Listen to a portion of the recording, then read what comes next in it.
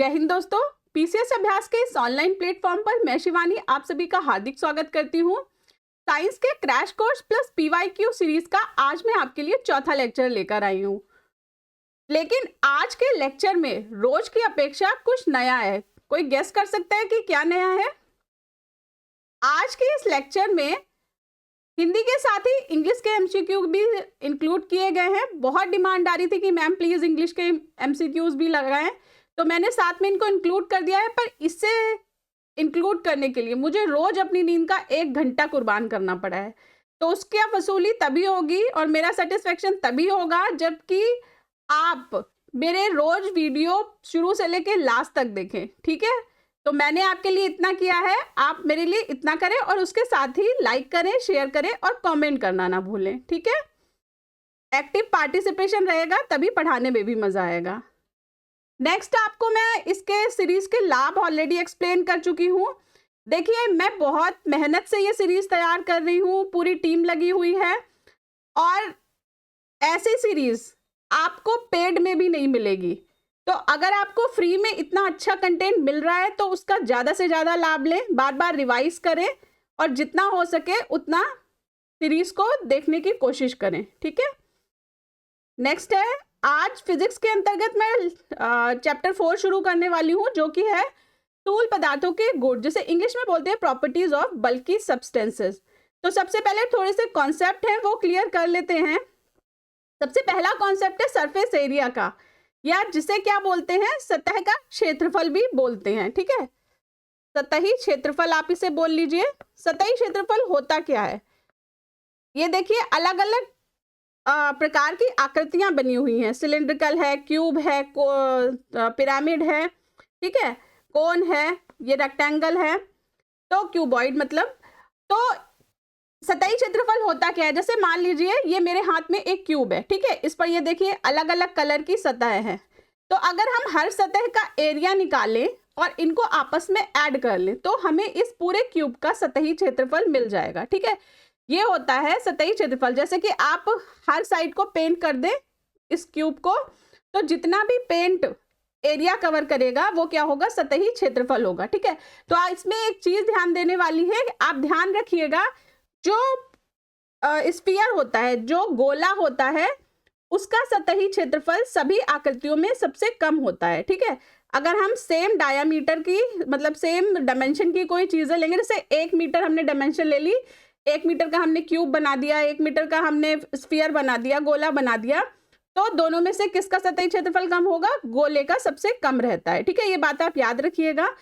इसी surface area की इसी कॉन्सेप्ट पर पीसीएस में रिपीटेडली क्वेश्चन पूछे जाते हैं। ठीक है,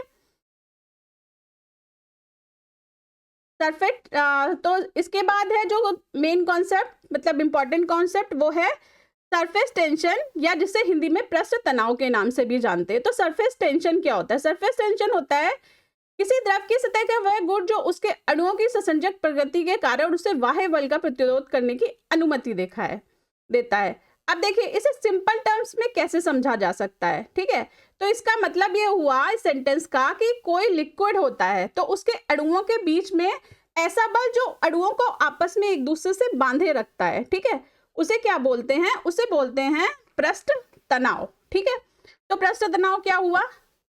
ये देखिए, आप यहाँ पर बबल का फोटो भी देख रहे होंगे, तो बबल का फॉर्म में होता है जब इसके ऊपरी सतह पर पृष्ठ तनाव उत्पन्न हो जाता है, तब बबल का फॉर्मेशन होता है। ठीक है, अच्छा, पृष्ठ तनाव में अब जो इस कॉन्सेप्ट को समझ लेते हैं। जैसे मान लीजिए ये द्रव है, ठीक है, ये द्रव है और इसके ये अणु हैं। ठीक है, तो ये अणु क्या होते हैं? आपस में किसी बल के द्वारा एक दूसरे से चिपके हुए रहते हैं। ठीक है, तो इनके कारण, इस बल के कारण जो तनाव लगता है उसे क्या बोलते हैं? पृष्ठ तनाव बोलते हैं।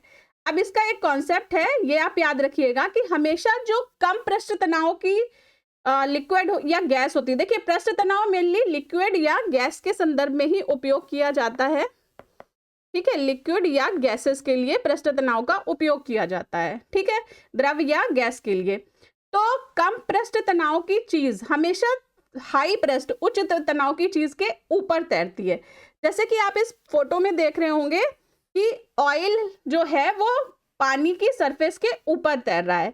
इसका मतलब है पानी का पृष्ठ तनाव तेल के पृष्ठ तनाव से ज्यादा है। ठीक है, इसका मतलब एक कॉन्सेप्ट समझ लेते हैं। जैसे कि ये मान लीजिए पानी के अणु हैं, ठीक है, ये पानी के अणु हैं और ये बहुत क्लोजली पैक्ड हैं, बहुत पास पास हैं आपस में, ठीक है। और इनके ऊपर जब ऑयल के अणु आते हैं तो इनका पृष्ठ तनाव ज्यादा हो गया क्लोजली पैक्ड होने की वजह से। अब ऑयल के अणु आए तो ऊपर इसके आ गए, ठीक है, इनका पृष्ठ तनाव पानी से कम है, तो ये क्या करेंगे, ये पानी को पेनिट्रेट नहीं कर पाएंगे। ऑयल के जो अणु हैं, ये ऑयल के अणु हो गए, ठीक है, ये ऑयल के अणु हो गए ऊपर, ये पानी को अंदर तक नहीं भेद पाएंगे। इसलिए क्या है, जब भेद नहीं पाएंगे तो उसके अंदर नहीं जा पाएंगे और परिणाम स्वरूप ये पानी के ऊपर ही तैरते रहेंगे। ठीक है, तो ये चीज याद रखिएगा आप, लो पृष्ठ तनाव निम्न पृष्ठ तनाव की चीज ऊपर रहेगी और उच्च पृष्ठ तनाव की चीज नीचे फ्लोट करती है। क्लियर हो गया। नेक्स्ट है, क्वेश्चन देख लेते हैं कुछ। वर्षा की बूंदें गोलाकार होती हैं क्योंकि the rain drops are spherical because. अब देखिए, इंग्लिश के क्वेश्चन मैंने इंक्लूड तो कर दिए हैं, पर मैं हिंदी के क्वेश्चन पढ़ूंगी और जो इंग्लिश मीडियम के छात्र हैं वो क्या करेंगे, वो पैरेलली मेरे साथ इधर के इंग्लिश वर्जन इसका पढ़ते रहेंगे, क्योंकि अगर मैं दोनों पढ़ने लगी तो फिर क्लास की लेंथ बहुत लंबी हो जाएगी। ठीक है, तो वर्षा की बूंदें गोलाकार होती हैं क्योंकि वे बहुत ऊंचाई से गिरती हैं, तो बहुत ऊंचाई से गिरेंगी तो इसका गोलाकार होने से कोई संबंध नहीं है। ठीक है, अगर हम कम ऊंचाई से भी गिराएंगे तब भी बूंद हमेशा गोलाकार ही गिरती है। ठीक है, तो ये पहला वाला गलत हो गया। हवा में प्रतिरोध होता है, तो हवा में प्रतिरोध तो शेप को बिगाड़ेगा, ठीक है, प्रतिरोध हमेशा शेप को डिस्टर्ब करेगा, तो ये भी नहीं हो गया। जल में पृष्ठ तनाव होता है, तो यही रीजन है कि वर्षा की बूंदें गोलाकार होती हैं, और जब पानी ऊपर से नीचे गिरता है तो जो बूंदें होती हैं वो कम से कम सरफेस एरिया ग्रहण करने की कोशिश करती हैं। तो हमने सरफेस एरिया वाले स्लाइड में देखा था कि जो स्फीयर होता है उसका सरफेस एरिया सबसे कम होता है, और यही कारण है कि वर्षा की बूंदें या और भी अगर कोई आप लिक्विड लेते हैं तो उसकी बूंदों का शेप हमेशा गोलाकार रहता है, क्योंकि वो कम से कम सरफेस एरिया कवर करने की कोशिश करती हैं। ठीक है, तो इसका आंसर हो गया सी, जल में पृष्ठ तनाव होता है, उपयोग में से कोई नहीं, गलत हो गया। नेक्स्ट क्वेश्चन है, तेल जल के तल पर फैल जाता है क्योंकि। तो अभी हमने पिछली स्लाइड में फोटो में भी देखा कि क्यों फैल जाता है, क्योंकि जल का पृष्ठ तनाव तेल के पृष्ठ तनाव से ज्यादा होता है, जिसकी वजह से तेल के जो अणु होते हैं वो जल के अणुओं के बीच में प्रवेश नहीं कर पाते। ठीक है, तो इसका आंसर क्या हो गया, इसका आंसर हो गया डी, तेल का तल तनाव पानी से कम है। ठीक है, ये देखिए इंग्लिश के क्वेश्चन भी देख लीजिए, तेल का तल तनाव पानी से कम है, मतलब कि surface tension of oil is less than water. ठीक है, तो आंसर हो गया डी। इसका आंसर क्या हो गया था, इसका सी हो गया था। ठीक है, चलिए नेक्स्ट क्वेश्चन है, साबुन के बुलबुले के अंदर का दाब, साबुन का जो बुलबुला बनता है पानी के ऊपर, उसके अंदर का दाब क्या होता है, वायुमंडलीय दाब से अधिक। देखिए, अगर अंदर का दाब अधिक होगा और बाहर का कम, ठीक है, तभी बुलबुला मतलब बुलबुला अस्तित्व में रहेगा। ठीक है, तो ये वाला ए ऑप्शन सही हो गया। वायुमंडलीय दाब से कम, अगर बाहर का दाब कम हो ज्यादा हो गया और बुलबुले के अंदर का कम हो गया तो क्या हो जाएगा, दबाने पे, जैसे बुलबुला फूटता कब है, जब हम उसे दबाते हैं, ऊपर से यूं पिंच करेंगे ना तो फूट जाता है। क्यों फूट जाता है, क्योंकि ऊपर से हम दाब उस पर अप्लाई करते हैं, ज्यादा दाब। तो अगर बाहर का दाब ज्यादा हो गया तो बुलबुला रहेगा ही नहीं। ठीक है, तो दूसरा वाला गलत हो गया।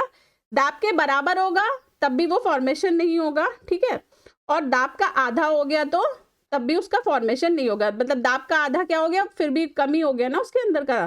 तो सेकंड बी और डी सेम ही है, तो आंसर क्या हो गया, इसका आंसर हो गया A, pressure inside a soap bubble is more than atmospheric pressure. ठीक है, चलिए नेक्स्ट क्वेश्चन है, जब किसी साबुन के बुलबुले को आवेशित किया जाता है तो निम्न में से क्या घटित होता है। देखिए, जब भी साबुन का बुलबुला बनता है तो साबुन का बुलबुला बनता कैसे है, ये साबुन है, सॉरी ये वाटर है, ठीक है, ये इस तरह का बुलबुला होता है। इसमें बुलबुले में 3 लेयर रहती है, हमेशा बुलबुले का फॉर्मेशन 3 लेयर से होता है। सबसे अंदर की जो लेयर रहती है अंदर की और बाहर की लेयर तो रहती है सोप की, और उसके बीच में फंसे रहते हैं पानी के अणु। ठीक है, इस तरह से बुलबुले का होता है फॉर्मेशन। क्लियर है? तो अगर बुलबुले को आवेशित करेंगे, आवेशित का मतलब है थोड़ा सा हीट उसे देंगे, तो क्या होगा, जो इसके अंदर का फंसा हुआ पानी है उसमें हीट ज्यादा जाएगी, और जब हीट ज्यादा जाती है तो क्या होता है, अणु दूर दूर जाते हैं। ठीक है, और अणु दूर दूर जाएंगे, फिर क्या होगा, बुलबुला बड़ा हो जाएगा। ठीक है, तो अगर किसी बुलबुले को आवेशित किया जाता है तो निम्न में से क्या घटित होता है, उसका साइज बढ़ जाता है, और जब साइज बढ़ेगा तो क्या बढ़ेगा, ए त्रिज्या बढ़ जाएगी। ठीक है, इट्स रेडियस इंक्रीजेस। क्लियर है?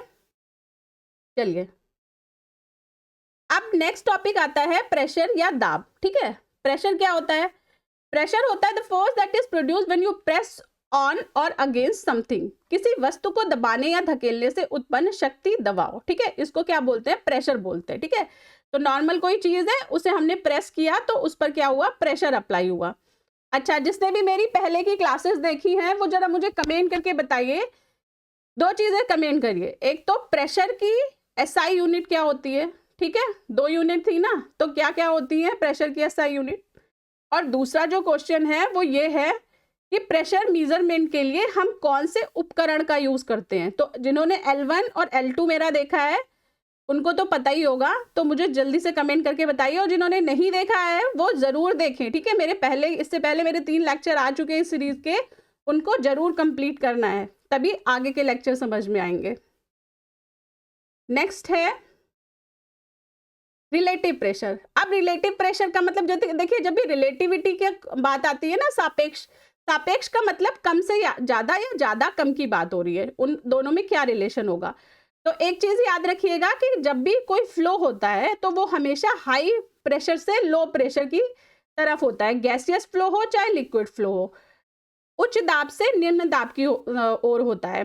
जैसे कि जब हवा चलती है तो हवा क्या चलती है, 2 जगह हैं। ठीक है, 2 जगह हैं, एक जगह की जो एटमॉस्फेयर है वो कोल्ड है, एक जगह का ठंडा है, और दूसरी जगह का हॉट है, गर्म है। ठीक है, तो हवा क्या होती है, जहां पर कोल्ड होता है वहां पर हाई प्रेशर होता है, वहां पर उच्च दाब होता है। ठीक है, और जहां पर हॉट होता है वहां पर निम्न दाब होता है। तो हवा क्या करती है, हवा का फॉर्मेशन कैसे होता है, हवा उच्च दाब से निम्न दाब की ओर फ्लो करती है। ठीक है, इसी तरह से कोई भी लिक्विड भी अगर है, अगर 2 लिक्विड को मिलाएंगे उच्च दाब और निम्न दाब के लिक्विड को, तो क्या होगा, उच्च दाब से निम्न दाब की ओर हमेशा फ्लो होता है। ठीक है, ये बात ध्यान में रखिएगा, और इसी पे बेसिस कई सारे एमसीक्यू ऑलरेडी एग्जाम्स में आ चुके हैं। क्वेश्चन देख लेते हैं। हवाई जहाज से यात्रा करते समय पेन से स्याही निकलने लगती है। अब देखिए, जब भी हम एटमॉस्फेयर में ऊपर की साइड जाते हैं, जैसे हम पहाड़ों पे जाएं या हम ऊपर हवा में जाएं, तो क्या होता है, वायु दाब में कमी आने लगती है, प्रेशर कम होता है। ठीक है, इसी की वजह से दूसरा क्या होता है कि जब जिन लोगों को फ्लाइट का एक्सपीरियंस होगा उनको पता होगा कि जब हम ऊपर जाते हैं ना, और कोई पहली दूसरी बार फ्लाइट का एक्सपीरियंस कर रहा होता है, तो क्या होता है, उनको वॉमिटिंग भी आने लगती है इसी वजह से, या पहाड़ों पे भी जाते टाइम वॉमिटिंग भी आती है। उसका रीज़न यही होता है कि हमारी बॉडी जो होती है वो सडन प्रेशर चेंज को एब्जॉर्ब नहीं कर पाती, और उस वजह से हमें वॉमिटिंग की फीलिंग आती है, या होती भी है। तो इसमें है कि वायु दाब में कमी के कारण तो ऊपर जाने पर वायु दाब कम होता है। ठीक है, तो यही आंसर सही है, वृद्धि भी होती नहीं है, स्याही के आयतन में कोई वृद्धि नहीं होगी, अगर ऊपर जाएंगे आयतन तो उतना ही रहेगा, आयतन का मतलब वॉल्यूम उतना ही रहेगा, और अत्यधिक भार के कारण तो नहीं, इसके कारण भी स्याही बाहर नहीं आती। चलिए, नेक्स्ट क्वेश्चन है, बैरोमीटर पठन में अचानक गिरावट हो जाने से निम्नलिखित में से कौन सी एक मौसम दशा इंगित होती है। अब देखिए, बैरोमीटर का यूज क्या होता है, बैरोमीटर का यूज होता है एयर प्रेशर के मापन के लिए। क्लियर है, वायु दाब के लिए हम बैरोमीटर का यूज करते हैं। तो अगर एकदम से टेम्परेचर गिर गया, मतलब एकदम से दाब कम हो गया, तो दाब कम होने से अभी मैंने बताया कि हवा क्या होती है, उच्च दाब से निम्न दाब की ओर, और जब एकदम से कम हो गया तो तेज हवा चलेगी। ठीक है, जल्दी जल्दी हवा चलेगी, और जल्दी जल्दी हवा चलेगी तो क्या आएगा, तूफान आएगा। ठीक है, इसका मतलब है कि जब अगर एकदम से बैरोमीटर का पठन गिर जाए तो क्या होता है, तूफानी मौसम का संकेत होता है, ठीक है। प्रशांत मौसम नहीं, शीतोष्ण नहीं, उष्ण एवं उज्जवल नहीं, ठीक है। तो आंसर क्या हो गया, a sudden fall in barometer reading indicates that the weather will be stormy weather. Clear है। चलिए नेक्स्ट क्वेश्चन की तरफ चलते हैं।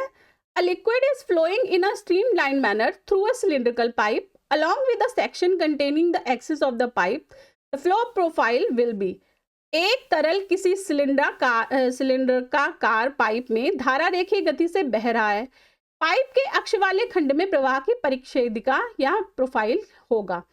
अब देखिए ये क्वेश्चन ना कॉमन सेंस वाला क्वेश्चन पे आ जाइए। कॉमन सेंस वाला क्वेश्चन है, कुछ नहीं करना, कोई साइंस नहीं लगानी। क्या बोल रहा है, सिलेंडर पाइप में से कोई वो बह रहा है, लिक्विड बह रहा है, तो उसका कैसा प्रोफाइल होगा, किस तरह से बहेगा। तो सबने, आप आजकल तो बारिश का मौसम है वैसे भी, तो सबने देखा होगा कि पानी बहता है, ठीक है, या कोई नाली या नाले खुले हुए बहते हुए देखे होंगे। तो हमेशा क्या होता है, साइड की जो रहते हैं ना, नाली या नाले की पार्ट रहते हैं, वो तो स्थिर रहते हैं, सिर्फ पानी बीच में से फ्लो होता रहता है, ठीक है। तो वही है, इसमें से प्रोफाइल देखकर। अब ऊपर वाले में देखिए, साइड की ये जो दोनों लाइन है ये स्थिर है, तो ठीक है, ये तो चारों में ही स्थिर हो गई, ठीक है, चारों ऑप्शन में स्थिर है। अब ये सीधी रेखा में बह रहा है, मतलब पहला ए और बी तो ऑलमोस्ट सेम ही लग रहा है, ठीक है। तो इस तरह से नहीं बहता, देखा होगा आपने, पानी यूं यूं यूं यूं अगर बहता है तो यूं करके उसकी शेप बनती है, ठीक है, इस तरह से शेप बनती है, ठीक है। तो ऐसी शेप किस में दिखाई दे रही है आपको, ऐसी शेप दिखाई दे रही है ऑप्शन डी में, ठीक है। तो इसका ऑप्शन हो जाएगा, आंसर हो जाएगा ऑप्शन डी। क्लियर है। चलिए नेक्स्ट है, कुछ चीजें हैं जो समझने की जरूरत है।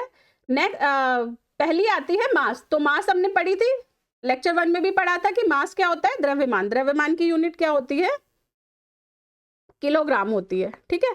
तो यहाँ पर आप बॉटल देख रहे होंगे, ये बॉटल है, एक वेइंग बैलेंस पे रखी है, ठीक है। तो इस बॉटल का क्या होगा, कुछ मास होगा, ठीक है। तो मान लीजिए कि m है, ठीक है, m किलोग्राम ये होता है मास, ठीक। अब इसका वेट निकालना है। तो L3 में हमने पढ़ा था कि वेट का फॉर्मूला क्या था, न्यूटन के लॉ में पढ़ा था ना हमने। वेट का फॉर्मूला होता है W = m × g, ठीक है, मतलब कि भार = द्रव्यमान × गुरुत्वाकर्षण बल, ठीक है, ये फॉर्मूला होता है। अब वॉल्यूम क्या होता है, वॉल्यूम होता है जिस भी बर्तन, जो भी शेप होता है किसी भी चीज का, ठीक है, उसकी अगर हम हाइट, विड्थ और लेंथ को मल्टीप्लाई कर दें, ठीक है,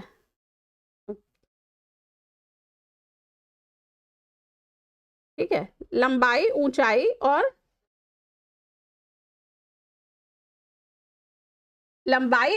और चौड़ाई को अगर हम मल्टीप्लाई कर दें तो क्या होता है, उसका वॉल्यूम निकल आता है। जैसे कि आप देख रहे होंगे इस गिलास में ये पानी रखा है, ठीक है, तो सिर्फ सिलेंडर के शेप का गिलास है। तो सिलेंडर के वॉल्यूम का हम फॉर्मूला लगाकर इस पानी का आयतन, वॉल्यूम को क्या बोलते हैं हिंदी में, आयतन, ठीक है, तो इस पानी का आयतन हम कैलकुलेट कर सकते हैं। क्लियर है। डेंसिटी क्या होती है, डेंसिटी होती है, डेंसिटी का फॉर्मूला होता है m/v, जहां पर m क्या है, m है मास, ठीक है, ये वाला मास हो गया, और v क्या है, v है वॉल्यूम, ठीक है। तो ये जो था आयतन, ये v = क्या होता है, w नहीं होता विड्थ का, विड्थ को b से डिनोट करते हैं, ठीक है, स्मॉल b से डिनोट करते हैं विड्थ को। तो ये होता है आयतन का फॉर्मूला, ठीक है। तो आप समझ गए, मास, वेट क्या हो गया, मास हो गया m, वेट हो गया w = m × g, और वॉल्यूम जिस भी शेप की चीज होती है उस शेप के अकॉर्डिंग उसका वॉल्यूम होता है, ठीक है। जैसे क्यूब का अलग वॉल्यूम होगा, क्यूबॉइड का अलग होगा, सिलेंडर का अलग होगा, कोन का अलग होगा, तो उसके हिसाब से वॉल्यूम कैलकुलेट कर लेते हैं। और वॉल्यूम की यूनिट क्या होती है, वॉल्यूम की यूनिट होती है मीटर क्यूब, ठीक है, मीटर क्यूब होती है वॉल्यूम की यूनिट। डेंसिटी का फॉर्मूला आप याद कर लीजिएगा, डेंसिटी होती है मास अपॉन वॉल्यूम, ठीक है। अब देखिएगा डेंसिटी और वॉल्यूम में रिलेशन जो है वो बहुत इंपॉर्टेंट है। तो डेंसिटी और वॉल्यूम में क्या रिलेशन होता है, फॉर्मूले में आप देख रहे होंगे,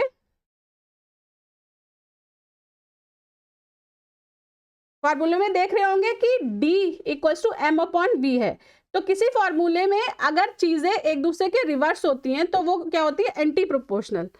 इसका मतलब है डी प्रोपोर्शनल है, एंटी प्रोपोर्शनल 1। इसका मतलब है कि अगर किसी चीज का घनत्व बढ़ेगा, ठीक है, तो उसका मतलब है कि उसका वॉल्यूम कम होगा, और अगर वॉल्यूम बढ़ेगा तो उसका घनत्व कम होगा। ठीक है, बस यही रिलेशन है। इसे आप याद रखिएगा कि वॉल्यूम बढ़ने से डेंसिटी घटती है, ठीक है, आयतन बढ़ता है तो डेंसिटी घटती है।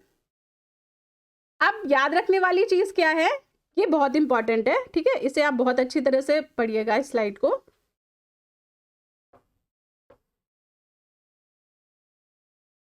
ये देखिए यहां पर याद रखिएगा कि 4 डिग्री सेंटीग्रेड पर, अब ये जो स्लाइड है ये स्पेसिफिकली पानी के टेम्परेचर के लिए है, ठीक है। तो आप याद रखिएगा कि जो पानी का टेम्परेचर 4 डिग्री सेंटीग्रेड जब होता है, उस केस में क्या होता है कि इसका जल घनत्व तो अधिकतम रहता है, ठीक है। और हमने देखा था कि जल घनत्व तो किसके एंटी प्रोपोर्शनल होता है, आयतन के, ठीक है। तो जब जल घनत्व तो अधिकतम रहेगा तो ऑब्वियसली इसका आयतन जो होगा वो न्यूनतम हो जाएगा। क्लियर है? अब देखिए 4 डिग्री सेंटीग्रेड से चाहे इधर साइड जाए और चाहे ऑपोजिट साइड जाए, जल घनत्व तो कम होएगा, ठीक है। यहाँ पर मैक्सिमम था और इधर साइड में ये कम होता जाएगा, ठीक है। तो यहाँ से ये नेगेटिव चलेगा इधर साइड में, ठीक है। जैसे कि एक इमेजिन कर लीजिए, इमेजिन कर रहे हैं, कोई इसका मतलब लेना देना नहीं है। जैसे कि मान लीजिए यहाँ पर अगर 100 है, ठीक है, सिर्फ इमेजिन कर रही हूँ मैं, कोई डिजिट, इसका एक्चुअल डिजिट से लेना नहीं है। तो यहाँ पर इधर साइड जाएंगे तो ये 80 हो जाएगा, इसी तरह से दूसरी साइड जाएंगे तब भी ये कम होता जाएगा, ठीक है। तो ये मैक्सिमम यहाँ पर बीच में होगा और दोनों साइड ये कम होता जाएगा। क्लियर है? अच्छा, वॉल्यूम जो होता है, आयतन जो होता है वो 4 डिग्री सेंटीग्रेड पर कम होता है, और अगर चाहे फिर पानी को ज़्यादा गर्म करें, ठीक है, 4 डिग्री सेंटीग्रेड से ज़्यादा टेम्परेचर बढ़ाएं तो क्या होगा, इसका वॉल्यूम बढ़ेगा। और चाहे 4 डिग्री सेंटीग्रेड से पानी को ठंडा करें तब भी इसका वॉल्यूम बढ़ेगा। ये बहुत ध्यान देने की चीज़ है, ठीक है। यूजुअली हमें ये लगता है कि वॉल्यूम तो हमेशा बढ़ता ही रहता है गर्म होने पे, ठीक है, और ठंडा होने पे कम होता है, लेकिन पानी के केस में ये रिवर्स होता है। इस चीज को आप बहुत ध्यान रखिएगा, ये बहुत इंपॉर्टेंट स्लाइड है क्योंकि इससे रिलेटेड क्वेश्चन कई बार आए हुए हैं। चलिए, तो क्लियर हो गया, ठीक है। 4 डिग्री सेंटीग्रेड इधर आने पे क्या होगा, दोनों साइड में वॉल्यूम ज्यादा होगा और दोनों साइड जाने पर घनत्व तो कम होगा। क्लियर है?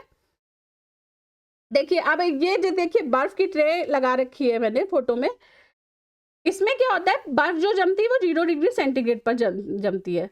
तो आपने देखा होगा कि हम कोई भी बर्तन भर के, मान लीजिए ऊपर पूरा मुंह तक भर के हमने रखा फ्रिज में जमाने के लिए, और जब वो बर्फ जम जाती है तो वो क्या होता है, वो उसके ऊपर तक चली जाती, उठ जाती है वो ऊपर, ठीक है। तो आप इसी से याद रख लीजिएगा कि अगर कंफ्यूजन हो जाए कि वॉल्यूम कब कम है तो क्या हो जाएगा, मतलब कब ज़्यादा होगा तो ठंडा करने पे वॉल्यूम ज़्यादा हो जाता है, ठीक है। इसी से याद रख लीजिएगा।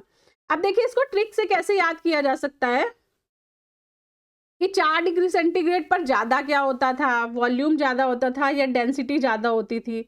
तो याद नहीं आएगा ना, तो एक ट्रिक है कि अगर हम 4 AM उठते हैं, मॉर्निंग में 4 बजे उठते हैं, तो क्या होता है, डे हमारा लंबा हो जाता है, डे बड़ा हो जाता है ना। तो वही याद रख लीजिएगा कि 4 डिग्री सेंटीग्रेड पर डी मतलब डेंसिटी ज़्यादा होती है, ठीक है, और जब डेंसिटी ज़्यादा हो जाएगी तो वॉल्यूम ऑटोमेटिकली कम हो जाएगा। चलिए नेक्स्ट कॉन्सेप्ट है घनत्व का। अब देखिए जैसे हमने ऊपर देखा था कि जो 2 सरफेस टेंशन वाली चीज़ें होती हैं, तो ज़्यादा सरफेस टेंशन वाली चीज़ नीचे और कम सरफेस टेंशन वाली चीज़ जो होती है वो उसके ऊपर फ्लोट करती है, ऊपर तैरती है। यही चीज़ इसके लिए भी है, घनत्व के लिए भी, ठीक है। जो हाई ज़्यादा डेंसिटी वाली चीज़ रहेगी वो नीचे रहेगी और कम घनत्व की चीज़ उसके ऊपर तैरेगी। तो आप ये लकड़ी देख सकते हैं कि पानी के ऊपर तैर रही है, तो लकड़ी का घनत्व पानी से कम होता है, इस वजह से ये उसके ऊपर तैरती है, ठीक है। अब जब भी कोई गैस या लिक्विड की बात की जाती है तो एक इंपॉर्टेंट चीज़ आती है उत्प्लावक बल।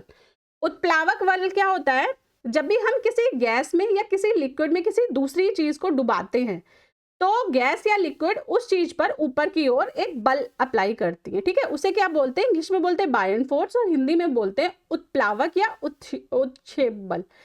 कल अगर आपको याद हो तो लेक्चर 3 में एक एमसीक्यू देखा था, लेक्चर 3 में था या 2 में था, मुझे याद नहीं है, देख लीजिएगा आप। एक था कि अगर हम किसी पिंड को डुबाते हैं निम्न में से तो उसका भार किस में अधिक होगा? तो उसका आंसर क्या था? आंसर शायद उसका हाइड्रोजन था, क्योंकि वो सबसे हल्की थी, तो इस कारण से जो उत्क्षेप बल लग रहा था, जो बायन फोर्स लग रहा था, वो कम लग रहा था, इस वजह से पिंड का भार उसमें ज्यादा हो रहा था, ठीक है।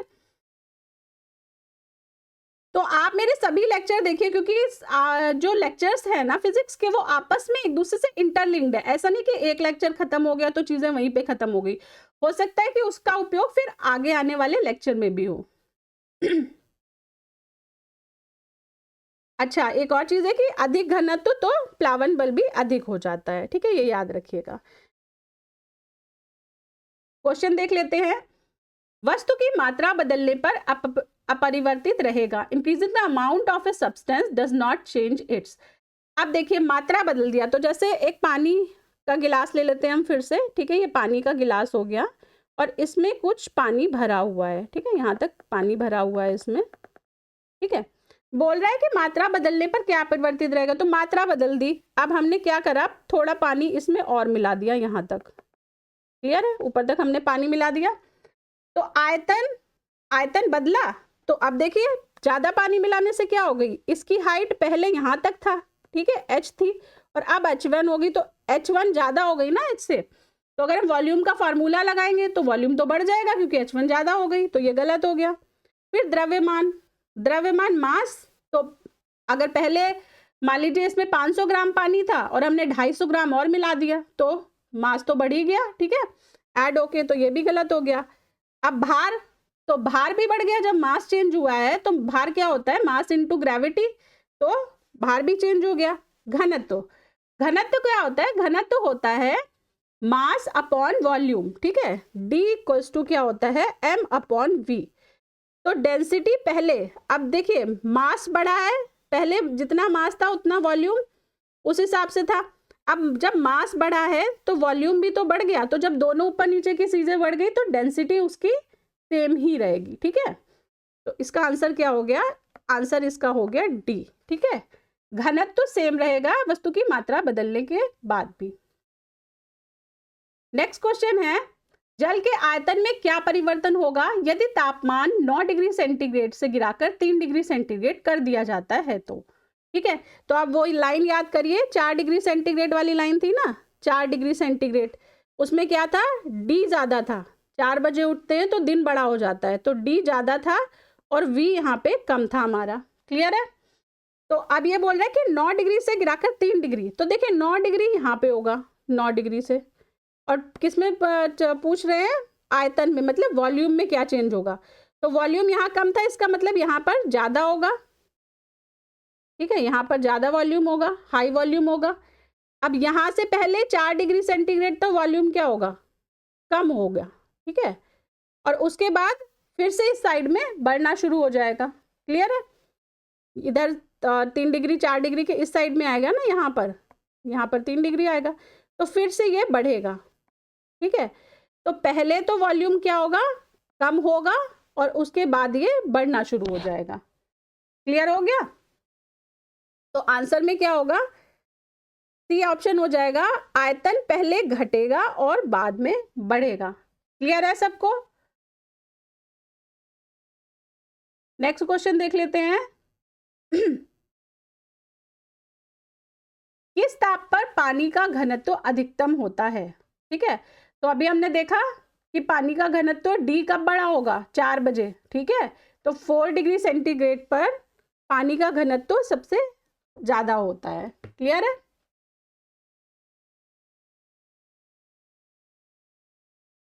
चलिए नेक्स्ट क्वेश्चन देख लेते हैं। शीतकाल में जब झील की ऊपरी सतह का पानी बर्फ में बदल जाता है, फिर भी जलीय जंतु जीवित रहते हैं, क्योंकि in cold weather aquatic animals survive even when water at the top layer of the lake freezes into ice because बताइए ऑप्शन क्या है? ऑप्शन है इसका डी। ठीक है, पानी का घनत्व।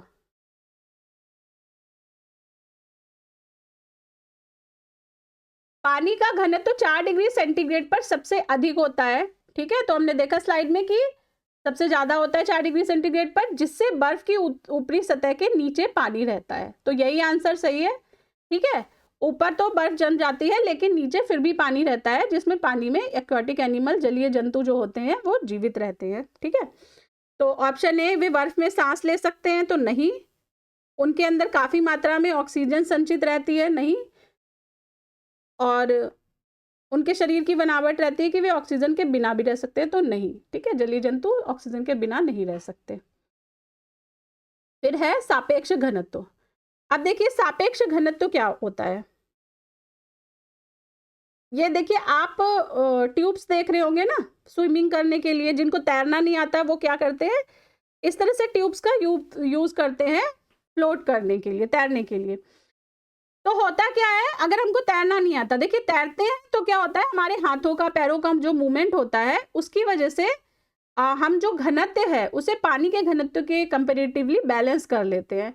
पर अगर तैरना नहीं आता, ठीक है, अगर हम हाथ पैर का मूवमेंट करना नहीं जानते हैं, तो क्या होगा, हम पानी में जाएंगे और पानी में सीधे डूब जाएंगे, क्योंकि हमारी बॉडी का जो घनत्व होता है वो पानी के घनत्व से ज्यादा होता है। ठीक है, अगर हमारी बॉडी, जैसे हमारी बॉडी है यूं इस तरह से,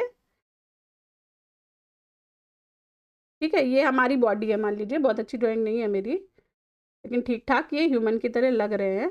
ठीक है, अगर हमारी बॉडी के बिल्कुल साइज का, शेप का, अगर आप एक खोखला बोले, कोई आकृति ले और उसमें पानी भरें, ठीक है, तो क्या होगा, घनत्व पानी का ज्यादा रहेगा।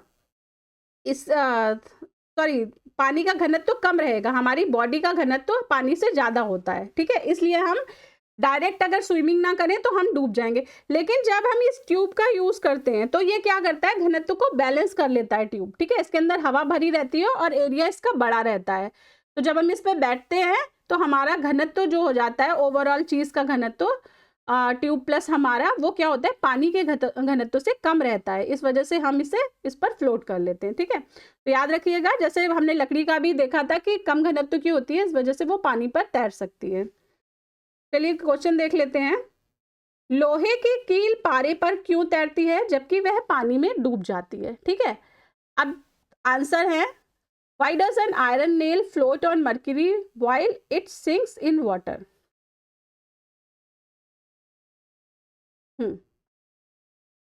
ये हो गए। तो क्या होता है इसका मतलब होता है कि लोहे की पारे में रासायनिक क्रिया की प्रवृत्ति पानी की तुलना में कम, नहीं तो रासायनिक प्रवृत्ति से तैरने का कोई रिलेशन नहीं है। लोहे का भार पानी से अधिक है तथा पारे से कम है, नहीं, ये भी ऑप्शन नहीं है। लोहे का घनत्व तो पानी से अधिक है, पारे से कम है, तो ये सी ऑप्शन जो है वो सही है। ठीक है, हल्के कम घनत्व की चीज ज्यादा घनत्व की चीज के ऊपर तैरती है, पारा पानी से भारी है, ये भी नहीं, तो आंसर इसका क्या हो गया, सी हो गया। ठीक है,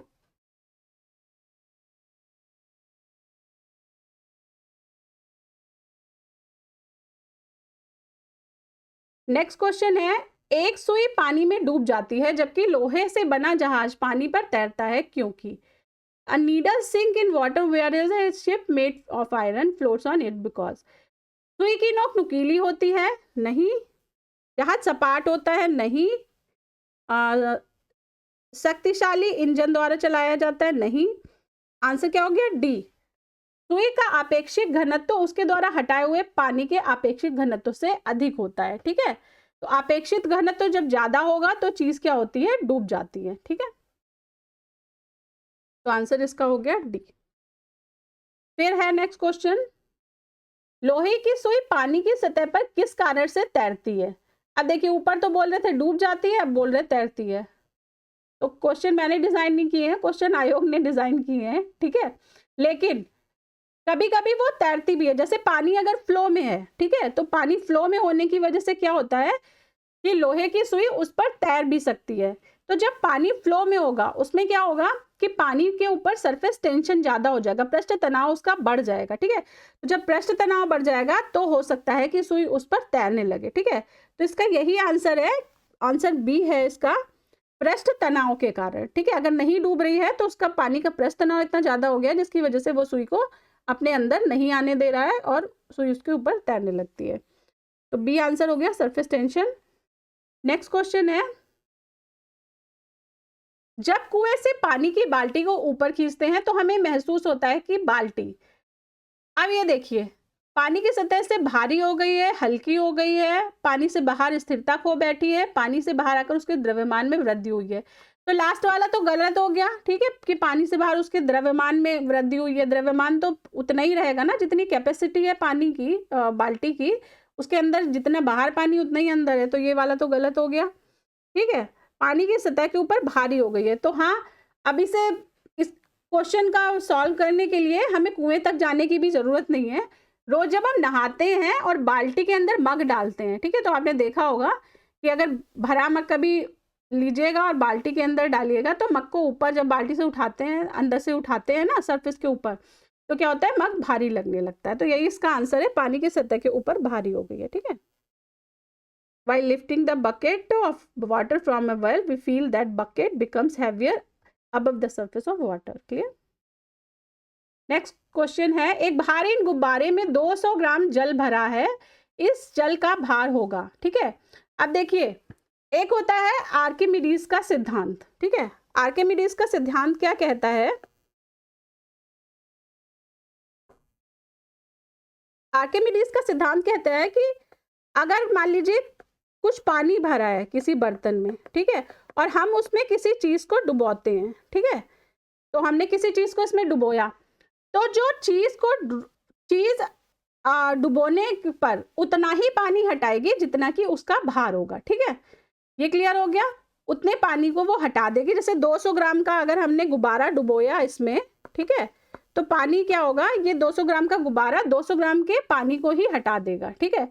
तो इस कारण से जो रिलेटिव मास होगा, ठीक है, जो सापेक्षिक क्या बोलते हैं, द्रव्यमान होगा गुब्बारे का पानी के अंदर, वो क्या हो जाएगा, 200 ग्राम हटाया और 200 ग्राम से 200 ग्राम कैंसिल हो जाएगा, मतलब गुब्बारा शून्य भार का मालूम पड़ेगा पानी के अंदर। क्लियर है, इसका आंसर क्या हो गया, शून्य हो गया, ठीक है। नेक्स्ट क्वेश्चन, नेक्स्ट स्लाइड है एक्चुअली, ये देखिए, क्या होता है जब बर्फ पानी की सतह के ऊपर तैरती है, ठीक है। ये जो आप फोटो देख रहे होंगे, ये इस तरह के सीन जो मेनली नॉर्डिक कंट्रीज के आसपास आप देख सकते हैं। जब आप ध्रुवों के पास जाएंगे और ये जो ऊपर के कंट्रीज है, नॉर्वे, फिनलैंड, स्वीडन वगैरह, आइसलैंड वगैरह, तो इसके आसपास ना इस तरह के तैरते हुए बर्फ के पहाड़ बहुत कॉमन होते हैं। तो इसमें याद रखने वाली ये जो चीज है वो ये है कि 4 डिग्री सेंटीग्रेड पर, ठीक है, जो बर्फ होती है उसका घनत्व पानी के घनत्व का कितना हो जाता है, बर्फ का घनत्व बटे पानी का घनत्व हो जाता है 1/9, ठीक है। 1:9 का रेशियो रहता है इनका। और जैसे कि टोटल इसकी लेंथ है आइसबर्ग की 9 मीटर, ठीक है, ये 9 का है, तो इसमें से 1 मीटर तो ऊपर रहेगा पानी के और बाकी का 8 मीटर पानी के अंदर रहेगा। एक मिनट में क्लियर पिक्चर बना देती हूँ। जैसे ये मान लीजिए टोटल हाइट इसकी क्या है, 9 है, ठीक है, 9 इसकी टोटल हाइट हो गई। तो ये जो ऊपर क्या है, पानी के ऊपर का जो बर्फ है वो रहेगा 1 और पानी के अंदर जो रहेगी वो 8 रहेगी, ठीक है। तो 1/9 भाग पानी के ऊपर और 8/9 भाग पानी के अंदर रहता है बर्फ का। क्लियर है, इसे याद कर लीजिएगा आप। नेक्स्ट ये देखिए क्वेश्चन है, समुद्र में प्लवन करते हुए आइसबर्ग का कितना भाग समुद्र की सतह के ऊपर होता है, ठीक है। तो अभी हमने देखा कि क्योंकि बर्फ का घनत्व क्या होता है, 1/9 हो जाता है, इस वजह से 1/9 भाग जो बर्फ का है वो पानी के ऊपर रहता है। क्लियर है, तो आंसर हमारा हो गया ए। फिर है नेक्स्ट क्वेश्चन, समुद्र में नदी की अपेक्षा तैरना आसान होता है क्योंकि, अब देखिए तैरना कब आसान होगा, जबकि ऊपर वाली चीज का घनत्व कम होगा, ठीक है। जितना कम घनत्व होगा उतनी ही आसानी से तैरेगी। ठीक, तो है कि समुद्र में नदी की अपेक्षा, आप देखिए सबको पता है कि समुद्री जल नमकीन होता है, ठीक है, उसमें सॉल्ट होते हैं, लवण होते हैं, जिस वजह से उसकी लवणता बढ़ जाती है। तो समुद्री जल नमकीन होता है, क्वेश्चन पहला है, तो नमकीन का मतलब लवणता, तो ये सही है। समुद्री जल गहरा होता है, तो गहरे होने से तैरने का नहीं संबंध है। समुद्री जल भारी होता है, समुद्री जल हल्का होता है, हल्का तो नहीं होता, गहरा होता है, उससे संबंध ही है। भारी होता है तो तैरने का जो रीजन है वो मेनली घनत्व से रिलेटेड होता है, उसके भार से रिलेटेड नहीं, तो आंसर हो जाएगा ए। ठीक है, लवणता के कारण उसका समुद्री जल का घनत्व बढ़ जाता है, तो इसमें भी answer why it is easier to swim in the sea than in river, तो the sea water is salty. Okay, next है, जब कोई जहाज नदी से सागर में घुसता है, when a ship enters a sea from a river, तो क्या होता है, वह कुछ ऊपर उठता है, वह कुछ ऊपर उठता है। अब देखिए, जो नदी का जल होता है वो क्या होता है, मीठा पानी, ठीक है, उसमें लवण नहीं रहते, और तो उसका घनत्व कम है, और समुद्र के पानी में क्या है, लवण है, तो घनत्व ज्यादा है। ठीक है, अब देखिए जहाज का घनत्व तो उतना ही रहा, तो पानी के रिस्पेक्ट में तो वो भारी है, लेकिन समुद्र के रिस्पेक्ट में जहाज क्या हो गया, हल्का, और जब हल्का हो गया तो वो भारी चीज पर आसानी से तैरेगा। क्लियर है, तो इसके लिए क्या होगा कि वो थोड़ा सा ऊपर उठ जाएगा, क्योंकि अब वो उसका भार पानी के रिस्पेक्ट में, समुद्र के रिस्पेक्ट में नदी की अपेक्षा क्या हो गया है, कम हो गया है उसका घनत्व। ठीक है, तो इसलिए पहला है कि वह कुछ ऊपर उठता है, तो आंसर इसका हो गया ए। क्लियर। फिर है नेक्स्ट क्वेश्चन,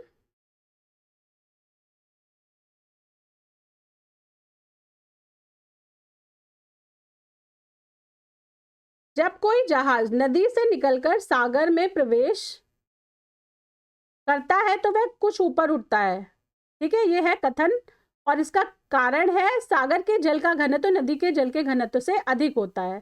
ठीक है, तो पहला वाला सही है कि नदी से निकलकर सागर में प्रवेश करता है तो ऊपर उठता है, हमने पिछले क्वेश्चन में भी देखा है, और जल का घनत्व भी, सागर के जल का घनत्व वो ज्यादा होता है, तो दोनों सही है, और आर की सही व्याख्या, ए की सही व्याख्या है। ठीक है, तो इसी के साथ मैं लेक्चर को खत्म करती हूँ।